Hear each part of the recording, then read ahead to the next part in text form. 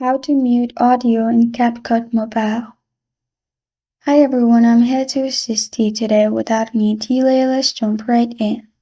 First, open CapCut on your mobile. Then import your video. And if you already have an audio, simply click on the audio at the bottom.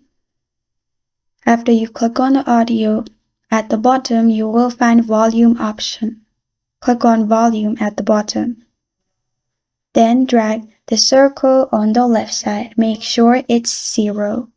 After you do that, you can play the video and there will be no sound. Then you can click on the tick mark at the bottom right corner of your screen and it will apply 0 value.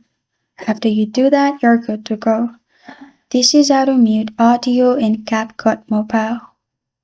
Thank you for joining me today. If this video helps you out, please leave a like and subscribe for more. Got a question or want to suggest a topic? Comment below. Thank you for watching.